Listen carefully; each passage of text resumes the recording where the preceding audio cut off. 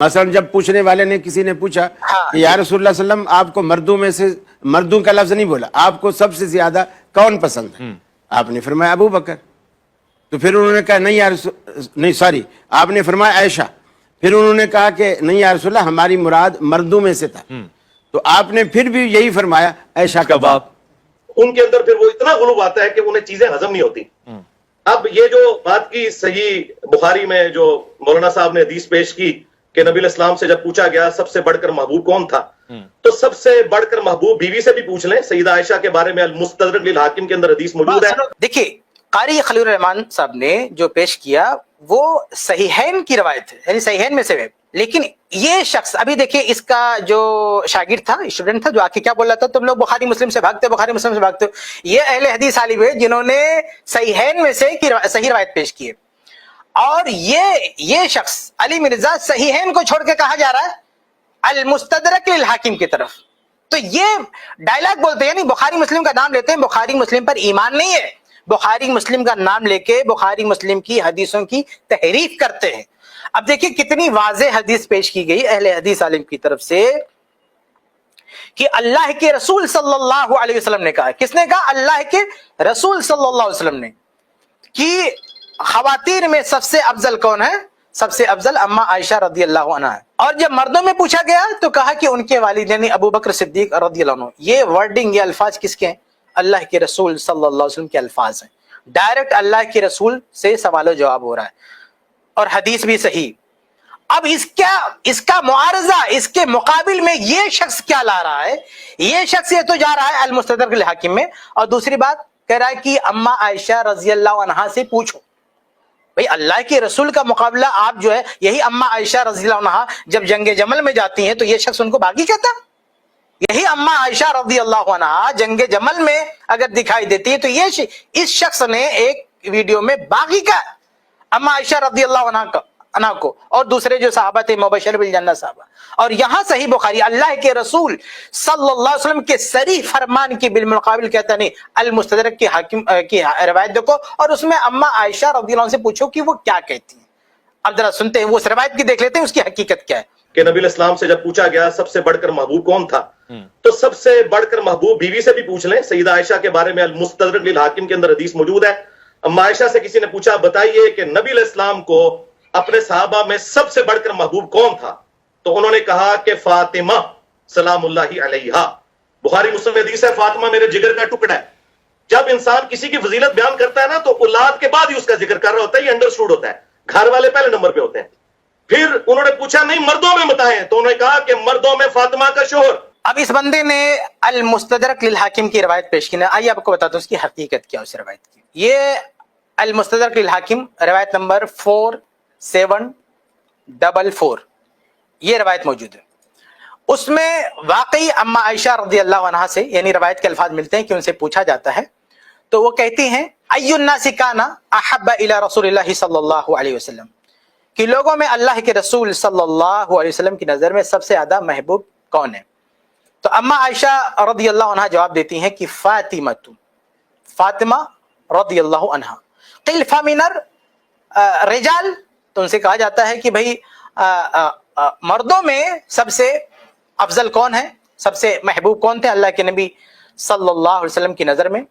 قالت زوجها، فرماتی ہیں کہ آپ کے شوہر یعنی فاطمہ رضی اللہ عنہ کے شوہر علی رضی اللہ عنہ. یہ روایت ہے مستدرک حاکم میں. یہ شخص صحیح بخاری صحیح مسلم کا نام لے کے سب کو بیوقوف بناتا ہے، اور یہاں یہ لائیو شاید کوئی پروگرام ہے اور اہل حدیث نے صحیح روایت پیش کی ہے جو بالاجماع صحیح ہے، اس کے مقابل میں یہ شخص ایسی روایت پیش کر رہا ہے جو مردود ہے، جو واہی روایت ہے. امام ذہبی رحمہ اللہ، دیکھیں المستدرک للحاکم میں بہت ساری واہی تباہی روایت موجود ہیں. ان میں سے بہت ساری روایات کے نیچے امام حاکم رحمہ اللہ نے جو ان کی تلخیص ہے، انہوں نے امام ذہبی رحمہ اللہ نے اپنی تلخیص میں ان روایات پر نقد کر دیا ہے جن کو امام حاکم رحمہ اللہ جو تساہل میں نظر انداز کر گئے. اصل میں بعض اہل علم نے کہا کہ امام حاکم رحمہ اللہ نظر ثانی نہیں کر پائے اس کتاب کی اور وہ دنیا سے چلے گئے، اس لیے وہ چوک رہ گئی. تو پھر اس کو امام ذہبی رحمہ اللہ اور کئی اہل علم نے جو اس پہ کام کیا ہے اور اس کو نشاندہی کی ہے کہ کون کون سی روایتیں اس میں بہت ہی سخت ضعیف ہیں، یا ضعیف ہیں. تو یہ روایت جب آتی ہے تو امام ذہبی رحم اللہ کیا فرماتے ہیں, اس کی سند میں ایک راوی ہے, اس کا نام ہے جمع ابن عمیر. جمع ابن عمیر یہ سند میں ایک راوی, اور یہ المستدرک میں 2 جگہ ہے. پہلی جگہ جہاں یہ روایت آئی ہے اس کے نیچے امام ذہبی رحم اللہ کیا لکھتے ہیں, کہتے ہیں جمع بن عمیر متہم. جمع بن عمر متہم ہے. متہم یعنی متہم بالکذب ہے, یہ حدیث گڑھنے کا اس پہ الزام ہے, یہ سخت ضعیف ہے. تو متہم کہہ رہے ہیں کہ یہ راوی متہم ہے. متہم کی روایت کیسی ہوتی ہے, صرف ضعیف نہیں ہوتی ہے, شدید ترین ضعیف ہوتی ہے, سخت ضعیف روایت ہوتی ہے. امام حاکم رحمہ اللہ کی کتاب کے نیچے جہاں حاشیہ ہے امام ذہبی رحمہ اللہ کا, جو ان کی تلخیص ہے, تلخیص جو حاکم کے ساتھ جو چھپی ہوئی ہندوستان کا جو نسخہ ہے, اس میں آپ دیکھ سکتے ہیں کہ اوپر امام حاکم کی کتاب ہے اور اس کے جسٹ نیچے صفحے پہ امام ذہبی کی تلخیص بھی چھپی ہوئی. تو امام ذہبی رحمہ اللہ لکھتے ہیں کہ یہ متہم ہے, یہ راوی متہم ہے. اس کے بعد آگے دوبارہ وہ روایت ریپیٹ ہوتی ہے اور اس کو پھر امام ذہبی رحمہ اللہ نے حذف کر دیا کیونکہ یہ 2 بار یہ روایت آ رہی تھی. تو امام ذہبی رحمہ اللہ نے اس پر شدید نقد کیا ہے. اچھا میں آپ کو مزے کی بات بتاؤں کہ یہ روایت ترمذی میں بھی ہے, یہ روایت سنن ترمذی میں بھی ہے, لیکن یہ شخص ترمذی سے نہیں پڑھ رہا. کیوں؟ کیونکہ یہ سنن ترمذی وغیرہ سب کو سکھا کے رکھا ہے, حوالے دیتا ہے, اور جو ترمذی جو اس وقت ہندوستان میں موجود ہے وہ یا تو شیخ البانی رحمہ اللہ کی تحقیق کے ساتھ ہے یا شیخ زبیر الزئی رحمہ اللہ کی تحقیق کے ساتھ ہے. دونوں نے ضعیف قرار دیا, دونوں نے اس روایت کو ضعیف قرار دیا.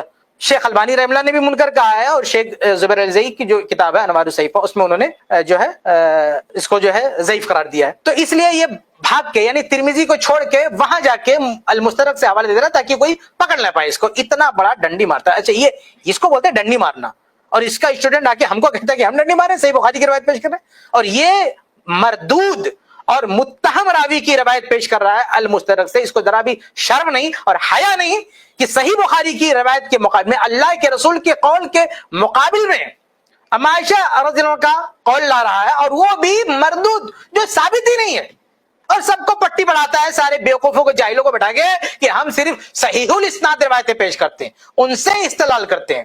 تو اس لیے روایت ترمذی موجود ہے. اب یہ بہت بڑی جہالت ہے نا, کوئی روایت سنن ترمذی میں موجود ہے. آپ سنن ترمذی جو کتب ستہ کی کے اندر آتی ہے, جو ٹاپ 6 حدیث کی بڑی بڑی کتابیں ہیں, یہ اہل علم کا طریقہ ہے کہ جب حدیثوں کا حوالہ دیتے ہیں اگر ان 6 کے اندر کوئی حدیث ہے تو وہاں کا حوالہ دیا جاتا ہے, نہ کہ باہر جا کے دوسری کتابوں کا حوالہ دیا جاتا ہے.